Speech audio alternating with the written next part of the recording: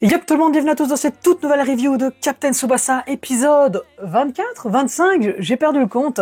C'était encore une fois un très très bon épisode et je dois même dire que c'était l'un de mes préférés depuis le début de cette série. C'est un épisode qui était parfait, c'est un épisode qui était incroyable.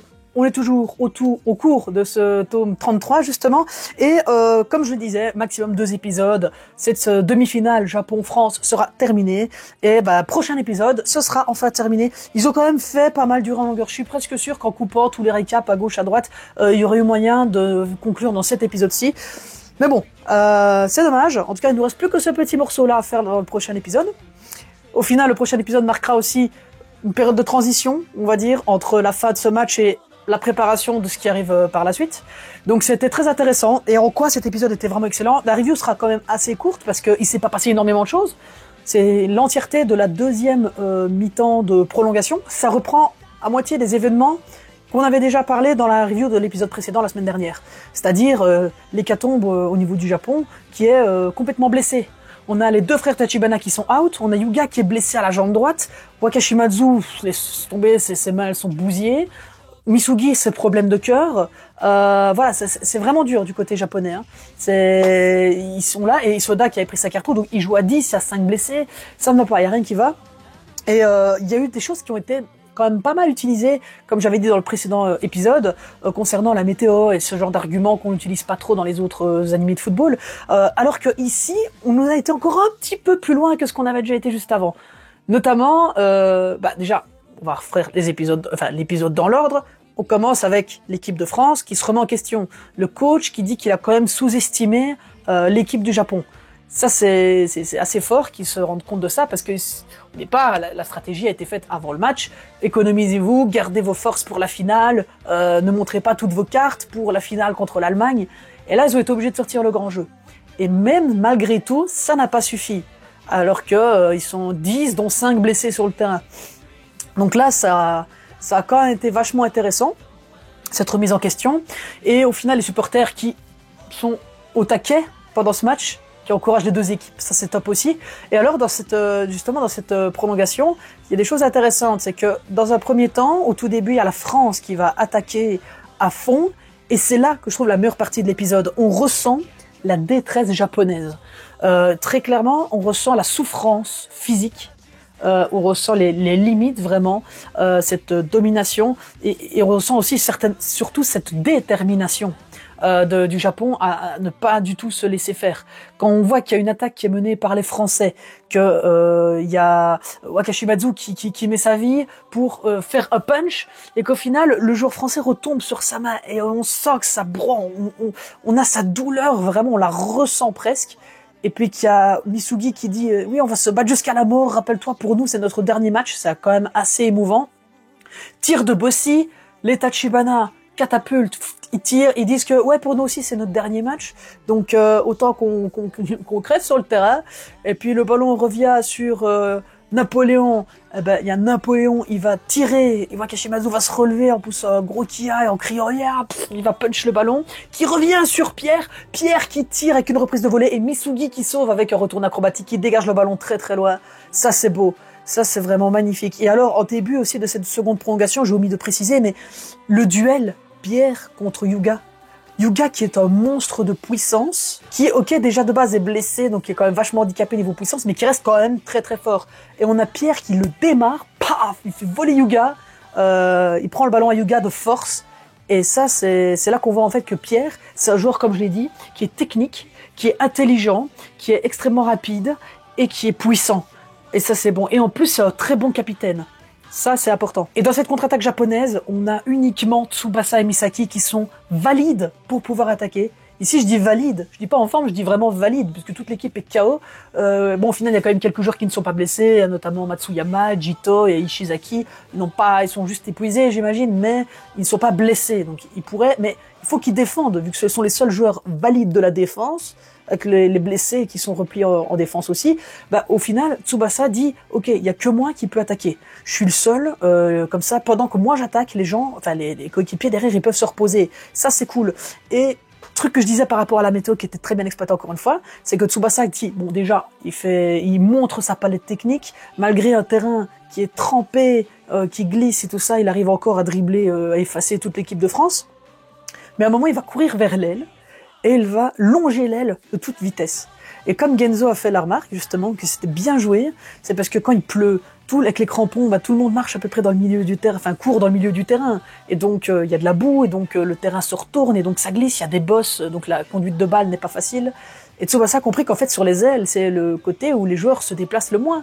Donc, c'est dégagé. Et alors, il va se mettre là, et comme ça, non seulement, eh bien, en longeant la ligne de touche à droite, eh bien, n'a pas besoin de s'occuper des adversaires qui peuvent arriver par la droite et uniquement par la gauche. Donc, ça lui laisse un champ d'action visuel sur le flanc gauche, sur ce qui se passe à gauche pour essayer de débloquer le jeu. Et aussi, ça lui laisse un boulevard pour exprimer sa conduite de balle, sa technique, sa vitesse. Et ça, c'est bien. Ça, c'est vraiment bien en tout cas. Et alors, au moment, il va faire une drive pass, vraiment lober les 3 grands défenseurs français pour Misaki. Misaki qui voulait refaire une reprise de volée mais qui s'apprête à être contré, fait une passe à Yuga. Et Yuga qui va tirer de toutes ses forces. Et là, encore une fois, c'est beau de voir la détermination du tigre dans un tir super bien animé. Et là, Pierre qui fait une dinguerie. Pierre, il fait une zinzinerie, je sais pas comment il fait le crabe avec ses jambes, il capte net le ballon, il l'arrête, même pas il expulsé, non, il l'arrête sans pression comme quoi. Pierre a des jambes bien puissantes parce que attraper un tir de la feuille morte, un tir du tigre et l'arrêter net, c'est pas tout le monde qui peut le faire, croyez-moi, dans le manga. Même que ce soit au niveau des gardiens ou des joueurs qui peuvent contrer le tir du tigre, c'est très fort. Franchement, ce que Pierre a fait, c'est très fort et je trouve que dans ce match, il est respecté. Et ce qui fait qu'en fait, cet épisode-là, et comme je disais, était mon préféré, c'est simplement parce que, déjà de base, dans les 37 tomes du manga, le match qui m'a le plus marqué, c'est Japon-France. Parce que c'est un match qui est horrible, point de vue des blessés, qui est extrêmement dynamique, qui est extrêmement serré, et que c'est la première fois où il n'y a pas... Enfin, il y a beaucoup de buts, et ok, on a déjà exploré un peu tous les clichés, donc l'Italie, il y a le gardien imparable, la meilleure défense, ils ont réussi à la passer. Il y a eu l'Argentine qui les a menés de 3 ou 4 buts d'avance, ils ont fait une remontada, et puis avant de passer devant. Ici, c'était extrêmement dur. Il y avait, 3 buts d'écart encore une fois de la France, mais ils ont réussi à remonter, mais ça s'est stabilisé. Et au final, le Japon a commencé à souffrir, mais c'est surpassé. Et la France était à peine au-dessus en étant à fond, en étant valide et en étant 11 sur le terrain. Comme l'a dit le coach Carbonara, le coach de la France, individuellement, les Japonais, ils ont tous leurs limites. Franchement, on peut faire n'importe quel 1v1 France-Japon, la France gagnera. Mais c'est justement l'unité des Japonais, l'esprit d'équipe et leur créativité et leur confiance mutuelle qui fait que le Japon est une équipe redoutable. Et ça, on nous l'a bien fait comprendre à travers justement l'évolution de cette équipe du Japon. Et donc j'en reviens justement au fait de la France qui va entamer une contre-attaque finale après ça, avec Matsuyama qui va faire une tête plongeante, et même Yuga qui va faire une tête plongeante. Même Yuga, il va redescendre. Et ils vont être à 11 derrière. Et puis, mi-temps, fin des prolongations, et on nous dit que le prochain match va se jouer au tir au but. Et oui, ça va être la première fois dans le manga, et je pense que ce sera peut-être même la seule, où le match ira jusqu'au tir au but. Et là, c'est complètement incertain. Là, c'est complètement incertain, justement, parce que le Japon ne peut plus faire de changement, et on a Ken qui est complètement blessé. Donc, même s'il plongeait du bon côté, si sa main, elle s'est plus captée, c'est difficile. Hein. Donc, j'ai vraiment hâte de voir comment est-ce qu'ils vont nous faire ressentir ces difficultés, ce profond handicap en soi. Parce que autant, s'il y a les 5 tireurs de la France, on peut s'attendre à ce que ce soit Bossy, Pierre, Napoléon et les 2 autres, alors que pour les tireurs du Japon, on peut s'attendre à du Tsubasa, Misaki, Yuga, Matsuyama, qui est un très très bon tireur, et à la limite Misugi peut-être.